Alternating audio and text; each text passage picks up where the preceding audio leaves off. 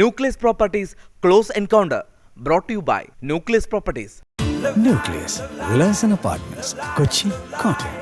Live life. Powered by Bright Light. പുതിയ Evo series from Bright Light വിരൽത്തുമ്പിലെ സൂര്യൻ.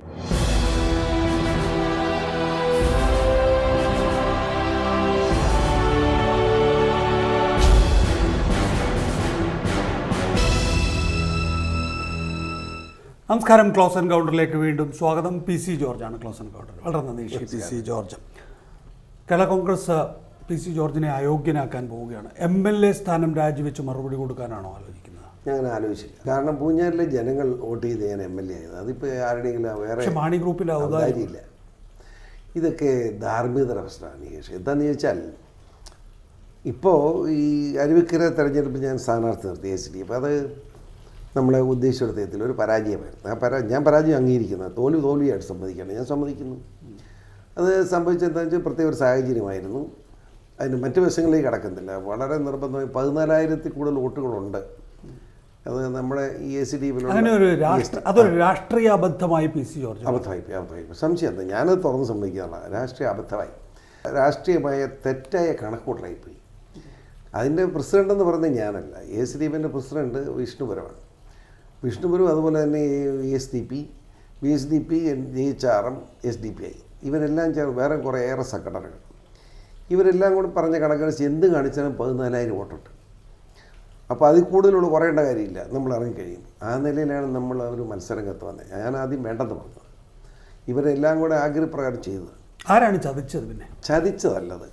അത് ഉമ്മൻചാണ്ടി എന്ന കുശാഗ്ര ബുദ്ധിക്കാരൻ്റെ അതിബുദ്ധി, നല്ല സാമ്പത്തിക തിരിമറി, അതുകൊണ്ട് മാത്രം സംഭവിച്ചതാണ്. അതായത് പി സി ജോർജിൻ്റെ അഴിമതി വിരുദ്ധ മുന്നണി പ്രവർത്തകരെ പോലും ഉമ്മൻചാണ്ടിക്ക് വിലക്ക് വാങ്ങാൻ കഴിയുമായിരുന്നു. സ്വന്തം പരാജയമായിട്ടല്ലേ അത് കാണുന്നത്?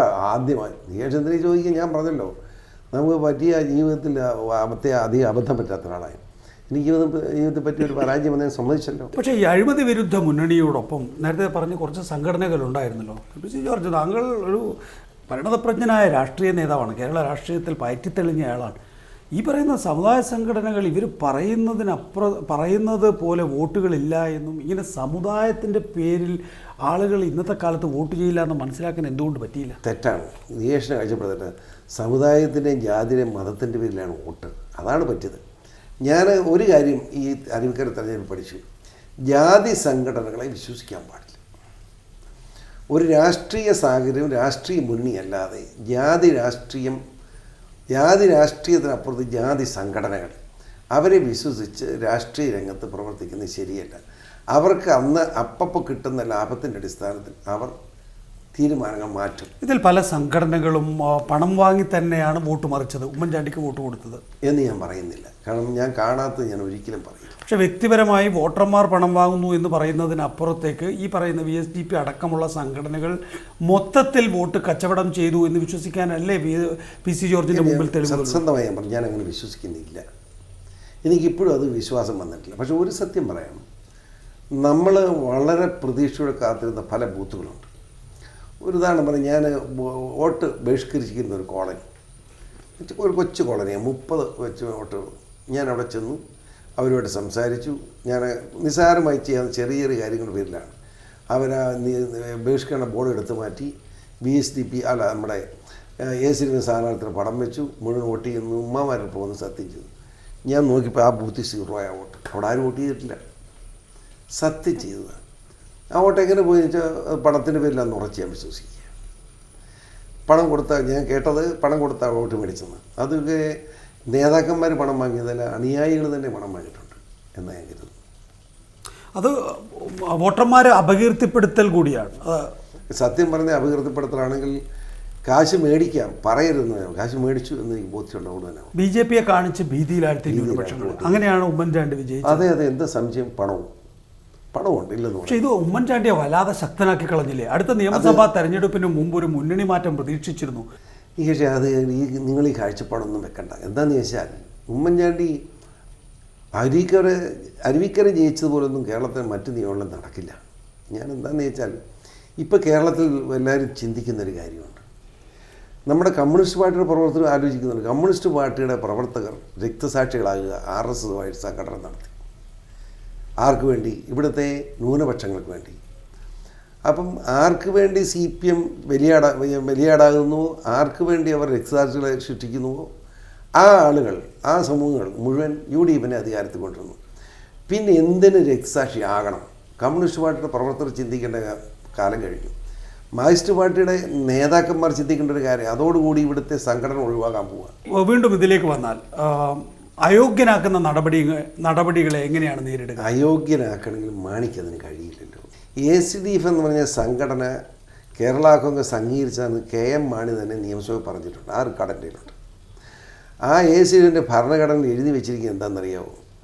ആ ഭരണഘടന വളരെ വ്യക്തമായിട്ട് എഴുതി വെച്ചിരിക്കുകയാണ്, അഴിമതിക്കെതിരെ ത്രിതല പഞ്ചായത്ത് ഉൾപ്പെടെ പാർലമെൻറ്റ് ഉൾപ്പെടെ മേഖലയിൽ സ്ഥാനാർത്ഥി നിർത്താനുള്ള അവകാശമുണ്ട് എന്ന് എഴുതി വെച്ചിരിക്കുക. ഇത് കാണാതെയാണോ മാണി ACDFിനെ അംഗീകരിച്ചത്? മാണി അംഗീകരിച്ച് തന്നതുകൊണ്ടല്ലേ ഞാനിത് ചുമക്കേണ്ടി വന്നേ. അല്ല, ഇതിനകത്ത് ഇപ്പോൾ രാഷ്ട്രീയ തീരുമാനമല്ലേ ശ്രീ PC ജോർജ് ഉണ്ടാകാൻ പോകുന്നത്? അല്ല. സ്പീക്കർക്ക് മുഖ്യമന്ത്രി പറയുന്നത് പോലെ ചെയ്തു കൊടുക്കുക എന്നുള്ളതല്ലാതെ മറ്റെന്ത് പോം വഴിയാണുള്ളത്? മുഖ്യമന്ത്രി എന്ന എക്സിക്യൂട്ടീവ് ഭരണഘടനാ സ്ഥാപനം പോലെ സ്പീക്കർ വേറൊരു ഭരണഘടനാ സ്ഥാപനമാണ്. നിയമസഭയിലെ കാര്യങ്ങളൊക്കെ ശക്തനെ സംബന്ധിച്ചിടത്തോളം ഉമ്മൻചാണ്ടി എന്താണോ പറയുന്നത് അതിനനുസരിച്ച് നിൽക്കുക. പക്ഷെ ഇത് അതല്ലേ താങ്കളുടെ താക്കീതിന്റെ കാര്യമൊക്കെ അത് തന്നെ. പക്ഷെ വേറൊരു കാര്യമുണ്ട്, ഇത് അങ്ങനെ ചെയ്യാൻ പറ്റുന്നതല്ല. ഒരു നിയമസഭാജിനെ ഞാൻ വോട്ട് ചെയ്ത് നിയമസഭയിലോട്ട് വിട്ട് കഴിഞ്ഞാൽ അത് സ്പീക്കർ മുഖ്യമന്ത്രി പറഞ്ഞുകൊണ്ടെങ്കിൽ ഡിസ്ക്വാളിഫൈ ചെയ്യാനൊന്നും പറ്റില്ല. ഇവിടെ ആകെ പറഞ്ഞ പിള്ള ഡിസ്ക്വാളിഫൈ ചെയ്യുന്നത്, പിള്ള ഡിസ്ക്വാളിഫൈ ചെയ്തത് പിള്ള ആവശ്യപ്പെട്ടിട്ടാണ്. മനസ്സിലായോ? ജോസഫിൻ്റെ കൂടത്ത് പിള്ള പോയി. പിള്ള അപ്പം UDFിലാണ്. UDFിൽ നിന്ന് ജയിച്ചു എന്ന് ഒരു കാണിക്കണം വേണം രാഷ്ട്രീയ ഭാവിക്കുന്ന ഒരു ചിന്ത ബാലകൃഷ്ണപിള്ളയ്ക്കുണ്ടായി. അതുകൊണ്ട് അന്നത്തെ വർക്കല രാധാകൃഷ്ണനോട് നമ്മുടെ ബാലകൃഷ്ണപിള്ള ആവശ്യപ്പെടുകയായിരുന്നു, ഇന്ത്യൻ പാർലമെൻറ്റിൽ ഈ നിയമം ഉണ്ടാക്കുമ്പോൾ എന്താണ് മെമ്പർമാരെ പ്രസംഗിച്ചത് ഉൾപ്പെടെ എടുത്തു വെച്ചിട്ടുണ്ട് ഞാൻ. അതെ, അതിന്റെ ഹിയറിംഗും തെളിവെടുപ്പും ഉണ്ടാവുമായിരിക്കും. പക്ഷെ അത് 1 മാസത്തിനുള്ളിൽ പൂർത്തിയാക്കാൻ PC ജോർജിനെ ഇപ്പോൾ ഉമ്മൻചാണ്ടിക്ക് കണ്ണിൽ കണ്ടുകൂടാന്നുള്ള കാര്യം PC ജോർജിന് എനിക്ക് ഒരു നിർബന്ധമല്ലോ. ഉമ്മൻചാണ്ടിയുടെ താങ്കൾ ഒരു പാഠം പഠിപ്പിക്കണം എന്ന് KM മാണിക്കും ഉമ്മൻചാണ്ടിക്കും നിർബന്ധമുള്ളത് കൊണ്ട് തന്നെ ഇത് വേഗത്തിലാക്കുക എന്നുള്ളൊരു പ്രക്രിയ അവർ പൂർത്തിയാക്കും. സാധ്യമല്ലേ? അതിനകത്ത് തീവ്രമായ പ്രശ്നങ്ങളുണ്ട്. അങ്ങനെ ചുമ്മാ വേണേൽ നാളെ ഡിസ്ക്വാളിഫൈ എന്ന് പറഞ്ഞാൽ പോരെ. അതുപോലെ ഈ രാജ്യത്ത് നടക്കും. ഇതിൻ്റെ ഈ കോടതിയില്ലേ, ഞാൻ ഹൈക്കോടതി പോകില്ലോ, സംശയം എന്താ? അങ്ങനെ പോകാൻ സമ്മതിച്ചു. താങ്കളത് ഇത് തന്നെയായിരുന്നു കേരള കോൺഗ്രസ് ML നിന്ന് പുറത്താക്കുമ്പോൾ പറഞ്ഞത്. പിന്നീട് ചീഫ് വിപ്പ് സ്ഥാനത്ത് നിന്ന് പാർട്ടിയിൽ നിന്ന് പുറത്താക്കുന്നതിനകത്ത് നിയമപരമായ കാര്യം എന്താന്ന്? നിയമപരമായ വിഷയം താങ്കൾ അന്ന് ഉന്നയിച്ചു. ഇപ്പോൾ ഇലക്ഷൻ കമ്മീഷൻ മുമ്പ് കിടപ്പുണ്ട്. ഇലക്ഷൻ കമ്മീഷൻ മുമ്പ് കൊടുത്തിരിക്കുകയാണ്. ഇലക്ഷൻ കമ്മീഷൻ ഹിയറിങ്ങിന് വിളിക്കുമ്പോഴല്ലേ വരാൻ പോകുന്നത്. അതൊക്കെ വളരെ ലേറ്റാകുന്ന പ്രോസസ്സാണ്. ഒരു പാർട്ടിയിൽ നിന്ന് പുറത്താക്കിയ പിന്നെ ആ പാർട്ടിക്കകത്ത് കയറ്റാൻ പിന്നെ പാർട്ടി ചെയർമാനില്ല നടക്കും. അതൊക്കെ നമുക്കറിയാം. പക്ഷേ നിയമപരമായി ഇവരെ പഠിപ്പിച്ചെടുക്കുക, അത് ഞാൻ ചെയ്യും. ഈ UDFിൽ നിന്ന് പോയതും KM മാണിയിൽ നിന്ന് പോയതും ഓരോ ദിവസവും രാഷ്ട്രീയം പറഞ്ഞു പോവുക, മുമ്പിൽ എന്താണ് എന്ന് കാണാതെ ആ ഒരു നില താങ്കൾ സ്വീകരിച്ചത് ഇപ്പോൾ ശരിയായില്ല എന്ന് തോന്നുന്നുണ്ടോ? അതങ്ങനെ ഞാൻ സ്വീകരിച്ചിട്ടില്ല. അത് അങ്ങനെയാണ് ജനങ്ങളുടെ മുമ്പിൽ. പക്ഷേ ഞാൻ എന്താണ് ചെയ്യേണ്ടതെന്നും എങ്ങനെയാണ് നിൽക്കേണ്ടതിനെ പറ്റി വ്യക്തമായ കാഴ്ചപ്പാടുണ്ട്. പക്ഷേ കേരള കോൺഗ്രസ് ML താങ്കൾ ഉണ്ടായിരുന്നപ്പോൾ, സാങ്കേതികമായി ഇപ്പോഴുണ്ടെങ്കിൽ പോലും കേരള കോൺഗ്രസ് ML താങ്കൾ പ്രതാപിയായി വാണിരുന്നപ്പോൾ കേരള കോൺഗ്രസ് എമ്മിന്റെ ഏക വൈസ് ചെയർമാനായിരുന്നു, ചീഫ് വിപ്പ് ആയിരുന്നു. ഇന്ന് ശ്രീ PC ജോർജ് UDF രാഷ്ട്രീയത്തിൽ ഇല്ലാത്തൊരു നികേഷൊക്കെ കാണുന്ന എന്ത് അബദ്ധമാണ് ചിന്തിക്കുക. ഞാൻ എന്നെ അപ്രമാദിത്വം ഉണ്ടായിരുന്നു. എന്നാ പറഞ്ഞ് എന്ത് കാര്യം, ഞാൻ വൈസ് ചെയർമാൻ, ഞാനിങ്ങനെ നടക്കുന്നു, എനിക്കിഷ്ടമുള്ള വർത്തമാനം പറയാമെന്നുള്ള വല്ല കാര്യം മാണി വല്ലതും സഹായിച്ചിട്ടുണ്ട്, എന്നെ ജോസഫ് സഹായിച്ചിട്ടുണ്ട്. എപ്പോഴും എതിർപ്പുകളിൽ എനിക്കുണ്ടായിട്ടുള്ളൂ. അതൊക്കെ രണ്ടും കൂട്ടും അങ്ങോട്ടും ഇങ്ങോട്ടും അവരവർക്ക് ഇഷ്ടമുള്ള സാരം അത് കൂട്ടി തരുമായിരുന്നു. അപ്പോൾ ഉദാഹരണം MP ഇടുക്കി MP സാറും വന്നപ്പോൾ P ജോസഫും ഫ്രാൻസിസും എല്ലാം എതിരായി. മാണി എൻ്റെ കൂടത്ത് കൂടി. മനസ്സിലായില്ലേ? മാണി കൈക്കൂലി മേടിച്ചു എന്ന് പറയുമ്പം മാണിക്കെതിരെ നിൽക്കുന്ന നിലപാടാണ് ജോസഫ് ഗ്രൂപ്പിനുണ്ടോ? ഇപ്പോഴും അതെ. ഞാനതിന് ഇത് മാണി കൈക്കൂലി മേടിച്ചു എന്നുള്ള സത്യമാണെങ്കിലും തൽക്കാലം മാണി രാജിവെക്കണം എന്നൊരു സ്റ്റാൻഡ് മാണി ഞാനിവിടെ ആലോചിച്ചെടുത്തത്. ഞാൻ എൻ്റെ സൗകര്യം പോലെ പറഞ്ഞല്ലത്. പക്ഷേ മാണി കാര്യം മാറി. എന്തുകൊണ്ട് PC ജോർജിനെ സഹായിക്കാൻ പ്രതിപക്ഷത്തിന് പോലും വരാൻ കഴിഞ്ഞില്ല? ഈ ഒരു സാഹചര്യം അത് വലിയ രസമാണ്. 2013 ഞാൻ UDFിന് വേണ്ടി അത്ര സ്ട്രോങ് ആയി നിൽക്കുകയായിരുന്നതിന് തെളിവാണല്ലോ പ്രതിപക്ഷം എനിക്കെതിരായിട്ട് ആ സ്റ്റാൻഡേർഡ് സ്വീകരിച്ചത്. എന്നെ ശാസിക്കണമെന്ന് ഉമ്മൻചാണ്ടിയുടെ പ്രമേയവും മുരളിയുടെ റിപ്പോർട്ടും വന്നപ്പോൾ അതുപോലെ എന്നെ തൂക്കിക്കൊല്ലാൻ വിധിക്കണമെന്നാണല്ലോ പ്രതിപക്ഷം എഴുതിയിരിക്കുക. അത് എന്നെ സസ്പെൻഡ് ചെയ്യണം, മനസ്സിലായില്ലേ? എൻ്റെ വീട്ടിൽ നിന്ന് വർത്തമാനം പറഞ്ഞതിന് എന്നെ സസ്പെൻഡ് ചെയ്യണമെന്ന്. അതെഴുതിയ സുധാകരൻ ഉൾപ്പെടെ എന്നെ മിണ്ടാതിരുന്നു. കേരള നിയമസഭ രാഷ്ട്രീയ വൈരാഗ്യം തീർക്കുന്നു, ഭരണപക്ഷവും പ്രതിപക്ഷവും. അതിന് നിയമസഭയെ ഉപയോഗിക്കാൻ പാടില്ലായിരുന്നു ഉമ്മൻചാണ്ടി. അതെ, സത്യമല്ലേ? ഞാൻ പറഞ്ഞു ചോദിക്കട്ടെ, കേരള നിയമസഭയിൽ ഈ രീതിയിലൊരു സംഭവം ഉണ്ടാകുന്നത് മര്യാദയാണോ? എന്തുകൊണ്ട്? അത് വളരെ പ്രധാനപ്പെട്ട ഒരു പോയിന്റ് ആയതുകൊണ്ട് ഞാൻ ആവർത്തിച്ച് ചോദിക്കുകയാണ്. താങ്കൾ തന്നെ ശരിയാവണ്ണം സൂചിപ്പിച്ചതുപോലെ തൊട്ട് തലേ ദിവസമാണ് ശെൽവരാജ് MLA ഒരു വനിതാ MLA ശകാരിക്കുകയും ചീത്ത വിളിക്കുകയും ഒക്കെ ചെയ്തിട്ടുള്ളത്. അതിന് തൊട്ട് മുമ്പ് എന്തോ വർഗീയവാദം അങ്ങോട്ടും ഇങ്ങോട്ടും പറഞ്ഞു, വർഗീയവാദികളെന്ന് പരസ്പരം വിളിക്കുക. അങ്ങനെ നിയമസഭയിൽ സ്പീക്കറുടെ കൺമുന്നിൽ എല്ലാ റെക്കോർഡുകളും ഉണ്ടായിരിക്കെ പറഞ്ഞിട്ട് അവർക്കെതിരെ നടപടിയില്ലാതെ താങ്കളെ മാത്രം രാഷ്ട്രീയ കരുവാക്കുന്നത് എങ്ങനെയാണ് ഒരു നിയമസഭ? വേറെ എവിടെയെങ്കിലുമൊക്കെ ആണെങ്കിൽ പോട്ടെ, മാണിയുടെ പാർട്ടിയിലോ അല്ലെങ്കിൽ ഉമ്മൻചാണ്ടിയുടെ പാർട്ടിയിലോ അല്ലെങ്കിൽ പിണറായി വിജയൻ്റെ പാർട്ടിയിലോ ആണെങ്കിൽ പോട്ടെ, ഇത് കേരള നിയമസഭയിലാണ്. വേണ്ട വിധത്തിൽ PC ജോർജ് അതിനെ മുന്നോട്ട് കൊണ്ടുപോയില്ല എന്നുള്ളൊരു പരാതി ഉണ്ടാവും. അല്ല, ഞാനത് കാരണം പറയാം, തെറ്റാണ് ഞാൻ ചെയ്തത്. എന്താണെന്നറിയാമോ? ഞാൻ നിയമസഭാ കമ്മിറ്റി ചെയർമാനായിട്ടിരുന്ന ആളെ എത്രയോ കൊല്ലം. നിയമസഭാ കമ്മിറ്റിയുടെ ശക്തി വർദ്ധിപ്പിക്കണമെന്നും അതിലൂടെ നിയമസഭയുടെ ജനകീയമായ ഇടപെടൽ കൂടുതലുണ്ടാക്കണമെന്ന് എപ്പോഴും വാദിച്ചുകൊണ്ടിരിക്കുന്ന ഞാൻ നിയമസഭാ കമ്മിറ്റിയുടെ റിപ്പോർട്ടിന് എതിരായി വർത്തമാനം പറയുന്നത് ധാർമ്മികതയല്ല. പക്ഷേ ചരിത്രത്തിൽ ഇടം പിടിക്കുകയാണ് PC George. Privilege ethics committee വന്നതിന് ശേഷം ആദ്യം ശിക്ഷിക്കപ്പെടുന്ന MLA ആയി PC ജോർജ് അറിയപ്പെടും. അങ്ങനെ അറിയപ്പെട്ടോട്ടെ. അന്ന് അറിയപ്പെടുമ്പം ഇതെന്താണെന്ന് വായിച്ചു പഠിക്കുമല്ലോ. PhD എടുക്കേണ്ട പിള്ളേർ വായിച്ചു പഠിക്കണമല്ലോ. വായിച്ചു പഠിക്കുന്ന പിള്ളേർ ഈ നിയമസഭയെ പറ്റി എങ്ങനെ കരുതും എന്നുള്ളതിനെപ്പറ്റി ബോധമുണ്ടെങ്കിൽ ഈ ഗവൺമെൻറ് സ്പീക്കർ എന്താണെന്ന് തിളപ്പി സ്വീകരിച്ചിട്ട് അതിന് മറുപടി. PC ജോർജ് ഇനിയിപ്പം 5-8 മാസമേ ഉള്ളൂ നിയമസഭാ തെരഞ്ഞെടുപ്പിന്. എന്താണ് താങ്കളുടെ രാഷ്ട്രീയ ഭാവി? അത് കാലം തെളിയിക്കും. ഒരു കാര്യം നികേഷ് പറയാം, ഈ ത്രിതല പഞ്ചായത്ത് തെരഞ്ഞെടുപ്പ് മുതലുള്ള കാലഘട്ടം ഒരു 10 കൊല്ലം PC ജോർജിൻ്റെ കയ്യിലായിരിക്കും, ഒരു സംശയവും വേണ്ട. അഹങ്കാരമല്ല, വളരെ എളിമയോടുകൂടി ഞാൻ പറയുക. കേരളത്തിലെ ജനങ്ങൾ അങ്ങനെ മഠയന്മാരും വിവരദോഷികളൊന്നുമല്ല. മാണി ജന്മം തന്നെ കളവല്ലേടെ. മാണി പറയുന്നത് ഇത് കഴിഞ്ഞ ദിവസം മുഖ്യമന്ത്രിയല്ല 50ാം വാർഷിക MLA ആയതിൻ്റെ. എങ്ങനെ നികേഷ്? MLA സത്യപ്രതിജ്ഞ ചെയ്യുമ്പോഴേ MLA ആകുന്നു. ഇപ്പോൾ ഞാൻ 87 തോറ്റ, ഞാൻ മിണ്ടാതെ 80 മുതൽ, ഞാൻ 80 മുതൽ ഇപ്പോൾ 2015 വരെ 35ാം വാർഷികം എൻ്റെ ആഘോഷിക്കാൻ പറ്റൂ MLA ആയതിൻ്റെ. എൻ്റെ നഷ്ടപ്പെട്ട വർഷം കൂട്ടണ്ടേ? മാണി 65 ജയിച്ചു, നിയമസഭാചകനായില്ല, ജയിച്ചു, സഭ ചേർന്നില്ല, ചേരാതെ പിരിച്ചുവിട്ടു. 67 മാണി MLA ആയി സത്യപ്രതിജ്ഞ ചെയ്യുന്നത്. അപ്പോൾ 67 ഈ 2015 48 വർഷമല്ലേ ആയുള്ളൂ. 50ാം വാർഷികം ആഘോഷിക്കുക ചീപ്പാണെന്ന് അർത്ഥം. അങ്ങനെ ആഘോഷിക്കാൻ കൂട്ടുനിൽക്കുന്ന ഉമ്മൻചാണ്ടിയും മാണിയൊന്നും കേരളത്തിലെ ജനങ്ങളുടെ മുമ്പ് രക്ഷപ്പെടുമെന്ന് ഞാൻ കരുതുന്നു. LDF പ്രവേശം PC ജോർജ് നോക്കുന്നുണ്ടോ? തദ്ദേശ ഭരണ തെരഞ്ഞെടുപ്പിൽ ഇടതുപക്ഷ ജനാധിപത്യ മുന്നണിക്ക് പിന്തുണ നൽകാൻ PC ജോർജ് ആഹ്വാനം നൽകിയിട്ടുണ്ട്. ഞാൻ അതിനെപ്പറ്റി പറഞ്ഞാൽ, ഞാൻ എൻ്റെ ഒരു മനസാക്ഷിക്ക് കേരള രാഷ്ട്രീയ സാഹചര്യം വെച്ച് പരിശോധിക്കുമ്പോൾ ഏതെങ്കിലും ഒരു മുന്നണി അനിവാര്യമാണെന്നാണ് സമൂഹം കാണുന്നത്. അത് വേണ്ട സമയത്ത് വേണ്ട തീരുമാനമെടുക്കും. LDFിലേക്കാണ്. UDFിനോടൊപ്പം പോകാൻ പ്രായോഗികമായ വൈഷമ്യമുണ്ടല്ലോ. അത് തന്നെയല്ല, മാണി സെറ്റ് നിൽക്കുന്നിടത്തോളം കാലം ഇനി UDF ആയിട്ട് ചോദിച്ചുകൊണ്ട് കാര്യമില്ലല്ലോ, കാരണം വഞ്ചിക്കുമല്ലോ. LDFിലാണെങ്കിൽ ഇതിനകം അനൗപചാരിക കൂടിയാലോചനകളോ അല്ലെങ്കിൽ ചില പറയാം. ഞാൻ ഈ കാണുന്നത് ഇപ്പോൾ എന്നെ വഞ്ചിച്ചാറ് ഉമ്മൻചാണ്ടി, രമേശ് ചെന്നിത്തല, കുഞ്ഞാലിക്കുട്ടി സാഹിബും കൂടെ മാണിയുടെ ഒപ്പം ചേർക്കുമ്പോൾ ഒരു കോൺഫെഡറേഷൻ പോലെയാണ്. അവരെന്നോട് വാക്ക് പാലിച്ചിട്ട് അവരാണല്ലോ ഇപ്പോൾ വഞ്ചിച്ചിരിക്കുന്നത്.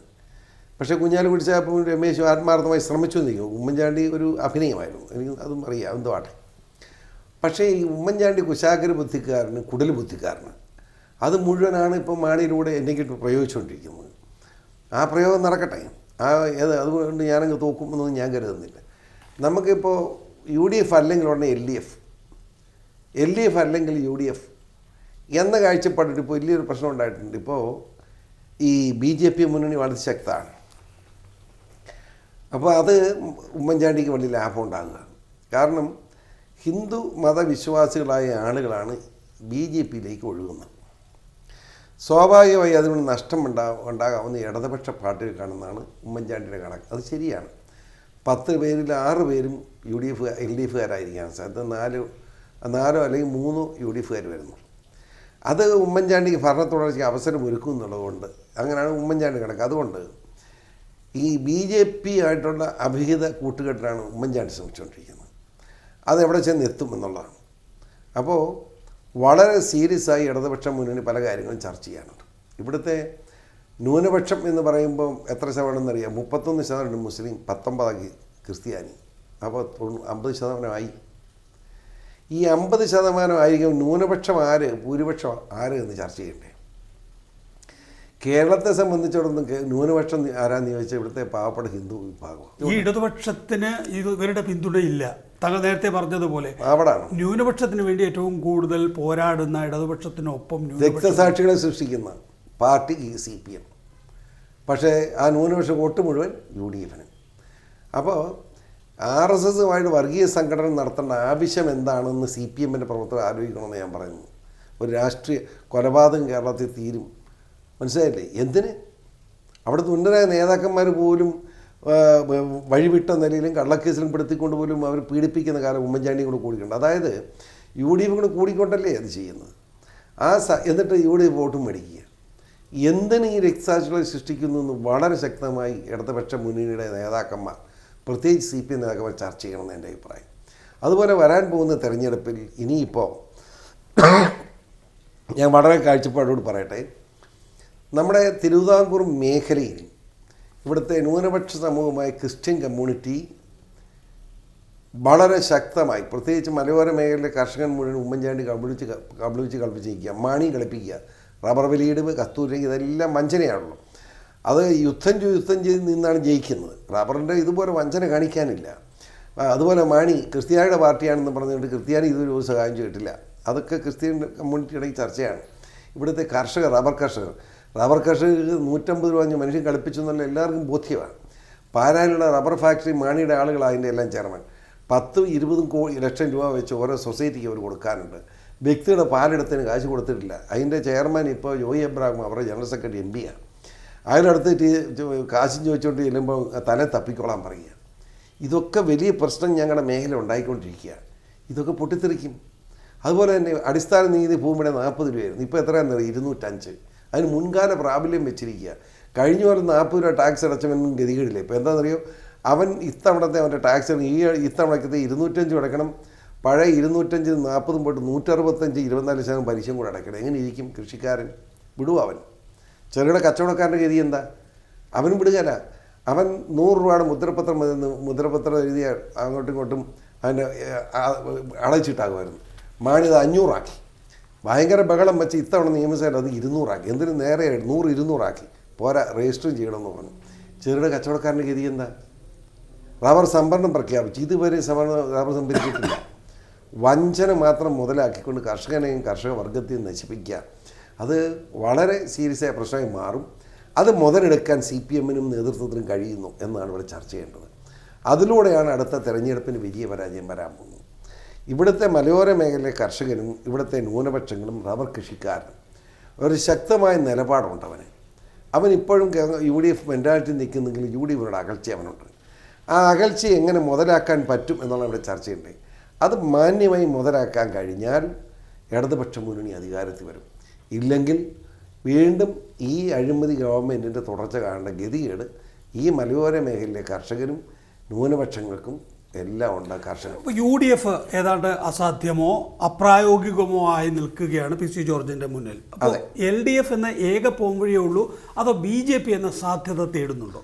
BJP എന്ന സാധ്യതയെപ്പറ്റി ഞാനിതിന് ചർച്ച ചെയ്യില്ല. കാരണം അതിന് കാര്യമില്ലല്ലോ. ഇപ്പോൾ അത് ഞാൻ ഒറ്റയ്ക്ക് തീരുമാനിക്കേണ്ട കാര്യമല്ല. ഇപ്പോൾ ഇടതുപക്ഷ മുന്നണിയുടെ നേതാക്കന്മാർ പലരുമായും പല അവസരത്തിൽ ഞങ്ങൾ ആശയവിനിമയം ഔപചാരിക തലത്തിലേക്ക് ഇതിനെ ഒളിച്ചു വെക്കുന്ന ഔപചാരികമായ സ്വാഭാവികമായും പിണറായി വിജയനോ കോടിയേരി ബാലകൃഷ്ണനോ ഒക്കെ ആയിരിക്കും എല്ലാവരുമായിട്ടും ബന്ധപ്പെട്ടിട്ടുണ്ട്. എന്താണെന്ന് ചോദിച്ചാൽ അവർക്ക് വളരെ അടുത്ത ബന്ധവും അടുത്ത സ്നേഹവും ഉള്ളവരാണ്. കാനൻ രാജേന്ദ്രൻ പോലും CPI, അദ്ദേഹം എൻ്റെ അയൽവാസിയാണ്. അദ്ദേഹം ജന്മം പോലും ഇവിടാണ്. പിന്നെ കോടിയേരിയും അത്ര ബന്ധങ്ങളുണ്ട്. നമ്മുടെ AK ബാലൻ സഖാവ്, MA ബേബി സഖാവ്, അതുപോലെ ഐസക്ക്, എല്ലാവരുമായിട്ട് അവരെല്ലാം എന്നോട് സംസാരിക്കാറുണ്ട്. ഈ കാര്യങ്ങൾ നമ്മളിങ്ങനെ പോയാൽ മതിയോ എന്നോട് സംസാരിക്കാറുണ്ട്. അവർ വളരെ വസ്തുനിഷ്ഠമായി കാര്യങ്ങൾ എന്നോട് പറഞ്ഞിട്ടുണ്ട്. അതുപോലെ കോട്ടയം DC സെക്രട്ടറി ആയിരിക്കുന്ന നമ്മുടെ വാസവൻ സഖാവ്, ഇവരൊക്കെ എന്നോട് സംസാരിക്കാറുണ്ട്. ഞാൻ പറയുന്ന കാര്യമാത്ര പ്രസക്തമായ കാര്യങ്ങളെപ്പറ്റി എൻ്റെ മനസ്സിൽ വളരെ ശക്തമായ ചിന്തയുണ്ടായിട്ടുണ്ട്. അതായത് പൂഞ്ഞാറിൽ PC ജോർജിന് ഇടതുപക്ഷ ജനാധിപത്യ മുന്നണി അടുത്ത തവണ പിന്തുണ നൽകുമെന്ന കാര്യത്തിലൊരു തർക്കമില്ല. ഘടകകക്ഷിയാകുന്നത് വരട്ടെ എന്ന് വിചാരിക്കാം. അതല്ല എനിക്ക് പിന്തുണ, ഞാൻ MLA എന്നല്ലല്ലോ എനിക്ക് പ്രശ്നം. ഞാനും പറഞ്ഞില്ലേ, ഇവിടുത്തെ മധ്യ തിരുവിതാംകൂർ, പ്രത്യേകിച്ച് നമ്മുടെ അടൂർ മുതൽ മൂവാറ്റൂർ വരെയുള്ള മേഖല, അവിടെ അതുപോലെ തന്നെ ഇടുക്കി ഉൾപ്പെടെയുള്ള മേഖല ഉൾപ്പെടെ ഇത് ഇടുന്നത്, അവിടെ ഇടതുപക്ഷത്തിൻ്റെതായ ഒരു മുന്നേറ്റം ഉണ്ടാവണമെങ്കിൽ വളരെ ശക്തമായ ഇടപെടലുകൾ CPM-ഉം ഞങ്ങളെല്ലാവരും ഒരുമിച്ചുണ്ടാകണം. അതുകൊണ്ടാണ് വലിയൊരു ചർച്ചയും വലിയൊരു മുന്നേറ്റത്തിനുള്ള ശ്രമവും ഉണ്ടാകണം. കേരള കോൺഗ്രസ് സെക്യുലറിനെ മുന്നണിയിൽ എടുക്കുന്ന വിഷയത്തിൽ ഒരു ചർച്ച നടന്നിട്ടുണ്ടോ? മുന്നണി നേതൃത്വം എടുക്കുന്ന ചർച്ച നടന്നിട്ടുണ്ടെന്ന് വെച്ചാൽ എടുക്കേണ്ടതാണ് എന്ന കാഴ്ചപ്പാടിൽ party chairman John sir CPM നേതാക്കന്മാരെ ബന്ധപ്പെട്ടു എന്നാണ് ഞാൻ മനസ്സിലാക്കുന്നത്. ഞാനല്ല, ജോൺ സാർ തന്നെ ചെയ്യേണ്ട കാര്യമാണ്. അദ്ദേഹം ബന്ധപ്പെട്ടിട്ടുണ്ടെന്നാണ് എന്നോട് പറഞ്ഞത്. മുന്നണി പ്രവേശം സാധ്യമാകുമെന്ന പ്രതീക്ഷ PC ജോർജിനെ 100%. കെ മാണിക്കാണ് PC ജോർജിനെ അയോഗ്യനാക്കേണ്ടത്. മുമ്പ് ജോസഫിൻ്റെ കൂട്ടത്തിലും ഉണ്ടായിരുന്നല്ലോ. ജോസഫ് പക്ഷേ അയോഗ്യനാക്കിയില്ല, പുറത്താക്കി തന്നു. കെ മാണി പക്ഷേ അങ്ങനെ പുറത്താക്കി ജോർജിനെ സഹായിക്കാനില്ല എന്ന നിലപാടെടുക്കുന്നു. അയോഗ്യനാക്കി ശിക്ഷിച്ചേ അടങ്ങൂ എന്ന്. ഇപ്പോൾ ജോസഫിനെ വേദനിപ്പിച്ചതിനേക്കാൾ കൂടുതൽ മാണിയെ PC ജോർജ് വേദനിപ്പിച്ചതുകൊണ്ടായിരിക്കണം അത്. വ്യക്തിയെ വേദനിപ്പിക്കുന്നതല്ലോ. മാണി ജന്മം മുതൽ ജനിച്ച മുതൽ കൈക്കൂലിക്കാരനായി മാറി, അത് പറയാതിരിക്കാൻ പറ്റും. അത് തന്നെ ജോസഫ് അതിനകത്ത് ന്യായം ചെയ്തു. എന്താ അർത്ഥം? എന്ത് തെറ്റിയെന്ന് ഇന്ന് വരെ ജോസഫ് എന്നോട് പറഞ്ഞിട്ട് ഇപ്പോഴും എന്തിനാണ് ജോസഫ് കുറിപ്പിൽ തന്നെ ഞാൻ ഇതുപോലെ ഒരു ചർച്ചയോ ഒരു പത്രസമ്മേളനമോ ഒന്നും ജോസഫിനെതിരെയോ ആർക്കെതിരെയോ ഞാൻ നടത്തിയിട്ടില്ല. ഒരു സുപ്രഭാതത്തിൽ എന്നെ വിളിച്ച് നോട്ടീസ് 5 മണി കമ്മിറ്റി എന്ന് വെച്ചിട്ട് രാത്രി 12 മണിയായപ്പോഴാണ് എന്നെ പുറത്ത് കളയാൻ പ്ലാൻ മനസ്സിലായി. ഞാൻ എന്താ ചെയ്തിട്ടെന്ന് ഇപ്പോഴും എനിക്കറിയില്ല. പക്ഷേ അതാണ് ഞാൻ നേരത്തെ ചോദിച്ചത്. PC ജോർജിന് അന്നന്നത്തെ രാഷ്ട്രീയം അന്നന്ന് പറയുക എന്നതിനപ്പുറത്തേക്കൊരു വിശാലമായ ലക്ഷ്യമില്ലാതായി പോയോ എന്നതിൻ്റെ ഒരു അനുബന്ധമായി ചോദിച്ചോളട്ടെ. എന്നിട്ട് സംഭവിക്കുന്നത് എന്താണ്? PC ജോർജ് ചീഫ് വിപ്പ് സ്ഥാനത്ത് നിന്ന് പോകുന്നു, പാർട്ടിയുടെ വൈസ് ചെയർമാൻ സ്ഥാനത്ത് പോകുന്നു, ഇതാ ഇപ്പോൾ താക്കീത് ചെയ്തിരിക്കുന്നു, ഇനി അയോഗ്യനാക്കും എന്ന് പറയുന്നു. അപ്പോൾ നഷ്ടം മുഴുവൻ PC ജോർജ് ആരാണോ അഴിമതിക്കാരൻ എന്ന് പറയുന്നത്, ആ അഴിമതിക്കാരൻ കൂടുതൽ ശക്തി പ്രാപിച്ചു വരുന്നു. ഈ അഴിമതിക്കാരനെ സംരക്ഷിക്കുന്നു എന്ന് PC ജോർജ് ആരോപിക്കുന്ന ഉമ്മൻചാണ്ടി കേരളത്തിലെ ഏറ്റവും ശക്തനായ രാഷ്ട്രീയ നേതാവായി മാറുന്നു. അപ്പോൾ എവിടെയോ പ്രശ്നങ്ങളുണ്ട്. ജനം അങ്ങനെ ചിന്തിക്കട്ടെ, ജനം തീരുമാനിക്കട്ടെ. ജനേഷ് പറയാം, ഞാൻ എന്തെങ്കിലും ഒരു ഈ മിണ്ടാതെ ഈ നമ്മുടെ MLA-മാർ പലരും മിണ്ടാ കിടക്കുന്നത് എന്താ? അനുകൂലിക്കുന്ന കാരണം മിണ്ടിയാൽ സ്ഥാനം നഷ്ടപ്പെടും. പിടികിട്ടിയോ? എല്ലാവരും എന്തെങ്കിലും സ്ഥാനം നേടിയെടുക്കാൻ വേണ്ടി നോക്കിയിരിക്കുക. എൻ്റെ ജീവിതത്തിൽ ഇന്ന് വരെ ഇങ്ങനെ ഒരു സ്ഥാനത്ത് വരണമെന്നൊരു ചിന്ത വന്നില്ല. പണ്ടറിയാൻ പറ്റില്ല, ഞാൻ മാണി എന്നെ ഡെപ്യൂട്ടി സ്പീക്കറാക്കാൻ വേണ്ടെന്ന് പറഞ്ഞല്ലേ, മന്ത്രി എനിക്ക് വേണ്ട. അങ്ങനെ പറയാനും രാഷ്ട്രീയക്കാർ വേണ്ടേ കേരളത്തിൽ ആരെങ്കിലുമൊക്കെ? അല്ലെങ്കിൽ കേരള രാഷ്ട്രീയത്തെപ്പറ്റി ഈ വരുന്ന തലമുറയ്ക്ക് എന്ത് തോന്നലുണ്ടാവും? വേണ്ട എന്ന് പറയാൻ, ഏത് സ്ഥാനവും വേണ്ടെന്ന് പറയാൻ ഒരു MLA ഉണ്ടായിരുന്നു എന്നെങ്കിലും ചരിത്രം പറയുമല്ലോ. ഇവർ ചരിത്രത്തിൽ തന്നെ ആദ്യം ശിക്ഷിച്ചു എന്ന് എഴുതി വെക്കുമ്പോൾ അത് പഠിക്കുമല്ലോ പിള്ളേർ. പഠിക്കുമ്പോൾ പറയും ഇത് വേണ്ടാന്ന് പറഞ്ഞവനാണ് ഒരുത്തനുള്ളവനാണ് ഈ PC ജോർജെന്നും അവനെ ചെയ്ത് തെറ്റാണെന്നും ചരിത്രം എഴുതിക്കോളും. അല്ലാതെ ശരിയാണെന്ന് ആരും എഴുതില്ല. ഞാനിപ്പോൾ എന്നെ പുറത്താക്കുമ്പോൾ ഞാൻ അതിൻ്റെ പേരിൽ വേവലാതിപ്പെടുന്നതല്ല. പുറത്താക്കിയ അടുത്ത ഇലക്ഷൻ ഞാൻ തന്നെ പൂഞ്ഞാറ്റ് നിൽക്കും, യാതൊരു സംശയവും വേണ്ട. കേരള കോൺഗ്രസ് എമ്മിൽ നിന്ന് താങ്കൾ ഇറങ്ങുമ്പോൾ കുറച്ച് പേരെങ്കിലും ഉണ്ടാകും എന്ന് വിചാരിച്ചു. പക്ഷേ പഴയ സെക്യുലർ മാത്രമേ ഉള്ളൂ. പിന്നീട് നിങ്ങൾ DHRM അടക്കമുള്ള സംഘടനകളെ കൂട്ടിച്ചേർക്കാൻ നോക്കി, അവരുടെ വോട്ട് പോലും കിട്ടാത്തൊരു സ്ഥിതി. രാഷ്ട്രീയമായി ഒറ്റപ്പെടുന്നൊരവസ്ഥ ഇല്ല. രാഷ്ട്രീയമായി ഒറ്റപ്പെട്ടു എന്ന് പറയുന്നത് അല്ലാം തെളിയിക്കാൻ എനിക്ക് കഴിയും. നികേഷ് ധൈര്യമായിട്ട്. ഈ അരുവിക്കര നിയമസഭാ ഉപതെരഞ്ഞെടുപ്പിന് തൊട്ട് മുമ്പ് വരെ പ്രതീക്ഷിച്ചിരുന്നു കേരള കോൺഗ്രസ് ജോസഫ് ഗ്രൂപ്പ് ഒരുപക്ഷെ LDF-ലേക്ക് ചാടിയേക്കാമെന്ന്. ഇപ്പോൾ അതിൻ്റെ സൂചനകളൊന്നും കാണുന്നില്ല. എന്നാൽ ഫ്രാൻസിസ് ജോർജിനെ പോലുള്ളവർ പറയുന്നു KM മാണിക്കെതിരായിട്ടുള്ള നിയമപരമായ നടപടികൾ പൂർത്തിയായിട്ടില്ല, ജഡ്ജി രേഖകൾ വിളിച്ചു വരുത്തിയത് ഗൗരവതരമായി കാണണം, തദ്ദേശ ഭരണ തെരഞ്ഞെടുപ്പിൽ ഞങ്ങളെ അവഗണിക്കാനാണ് പരിപാടിയെങ്കിൽ രാഷ്ട്രീയമായ പുനരാലോചന നടത്തേണ്ടി വരും എന്ന് കേരള കോൺഗ്രസ്. ഫ്രാൻസിസ് ജോർജ് പുനരാലോചിക്കും, പക്ഷേ POS പുനരാലോചിക്കണ്ടേ? പ്രശ്നം അവിടെ എന്തുകൊണ്ടാണത്? POS ഇപ്പം നല്ല തർക്കമില്ലാതെ ഇങ്ങനെ നിൽക്കും. POS സംബന്ധിച്ചിടത്തോളം ഇപ്പോൾ ഒരു പ്രശ്നമില്ല, മന്ത്രിയാണ്, ആരും പുള്ളിക്കെതിരെ വിമർശനമില്ല. ഇപ്പോൾ ഇടതുപക്ഷത്ത് വരാൻ സാധ്യതയുണ്ടെന്ന് നോക്കി ഇടതുപക്ഷം പുള്ളിയെ പ്രോത്സാഹിപ്പിക്കുകയല്ല, എതിര് കൊണ്ടുകയല്ല. നമ്മുടെ അടുത്ത് പോകരുതെന്ന് നിർബന്ധമുള്ളതുകൊണ്ട് UDF-കാരും പുള്ളിയെ വേദനിപ്പിക്കുകയല്ല. വളരെ സ്മൂത്തായിട്ട് തർക്കമില്ലാതെ സന്തോഷമായി പുള്ളി പോവുക. പുള്ളി ഇതിനെ പിന്നെ പക്ഷേ ആ പാർട്ടിയിൽ റാങ്ക് ആൻഡ് ഫയലിന് തദ്ദേശ ഭരണ തെരഞ്ഞെടുപ്പിൽ നമ്മൾ അവഗണിക്കുകയാണ്, നിയമസഭാ തെരഞ്ഞെടുപ്പിൽ നമ്മൾ അവഗണിക്കുകയാണ്, പാർലമെന്റ് തെരഞ്ഞെടുപ്പിൽ ഏതാണ്ട് സീറ്റ് കിട്ടിയെന്ന് വിചാരിച്ചു. അതിന് പി ഒ എസ് എന്താ നഷ്ടം? പി ഒ എസ് വല്ലതും പോയോ? പി ഒ എസ് സുഖമായിട്ട് പോകുന്നു. ഈ ഭരണ തുടർച്ചകൾ ഉണ്ടാകണമെന്ന് പുള്ളി പ്രാർത്ഥിച്ചുകൊണ്ടിരിക്കുക. കാരണം പുള്ളി ഇതുവരെ അങ്ങ് പോകാമല്ലോ. സെൽവരാജാണല്ലോ ഈ സെൽവരായി പോട്ടെന്നേ. ഞാൻ അതിൻ്റെ ചരിത്രമൊന്നും കിടക്കുന്നില്ല. ഞാൻ ആരെയും മോശമാക്കാനില്ല. ഇതെല്ലാ സത്യം വിളിച്ചു പറഞ്ഞത് വെള്ളം വെക്കേണ്ട കാര്യമില്ല. പി.സി. ജോർജാണ് അത് LDF-ൽ നിന്ന് UDF-ലേക്ക് കൊണ്ടുവന്നത്, UDF-ന്റെ സ്ഥാനാർത്ഥിയാക്കിയത്, കൈപ്പത്തി ചിഹ്നം കൊടുത്തത്, മത്സരിപ്പിച്ചത്, പണവും സാമ്പത്തിക സഹായങ്ങളും എല്ലാം നൽകിയത്, ജയിപ്പിച്ചത്. സാമ്പത്തിക സഹായം നൽകിയ കോൺഗ്രസ് ഞാനില്ല, ഞാനും കൂടി കൊടുത്തു. എന്തുകൊണ്ടാണ് ഞാൻ ആ കഥയിലേക്ക് പോകുക? എന്നാ പറഞ്ഞാലും എന്തുകൊണ്ടാണ് സെൽവരാജ് ഞാൻ ആ കഥയിലേക്ക് CPM-കാരനാണ് കൊല്ലൂന്ന് പറഞ്ഞാലും ഞാൻ ഇതിനെപ്പറ്റി പറയാല മര്യാദയുള്ളത്. അത് ഇനി എനിക്ക് രാഷ്ട്രീയ പ്രവർത്തനം കൊണ്ട് നടക്കുമ്പോൾ എനിക്ക് ഇനി ഇതുപോലെ വല്ലവരും പിടിച്ചുകൊണ്ട് പോവുകയൊക്കെ ചെയ്യണമെങ്കിൽ ഞാനിത് പുറത്ത് പോയാൽ പിന്നെ മനുഷ്യൻ കിട്ടുമെനിക്ക്. അതുകൊണ്ട് ഞാനത് പറയാല. വളരെ നന്ദി ശ്രീ പി.സി. ജോർജ്, എല്ലാ ഭാവുകങ്ങളും. Okay.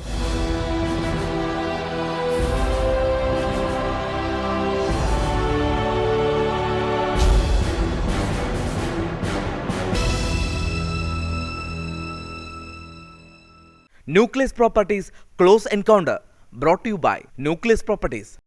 Nucleus Villas and Apartments, Kochi, Kottayam. Live life. Powered by Bright Light. പുതിയ Evo series from Bright Light. Bright Light, വിരൽത്തുമ്പിലെ സൂര്യൻ.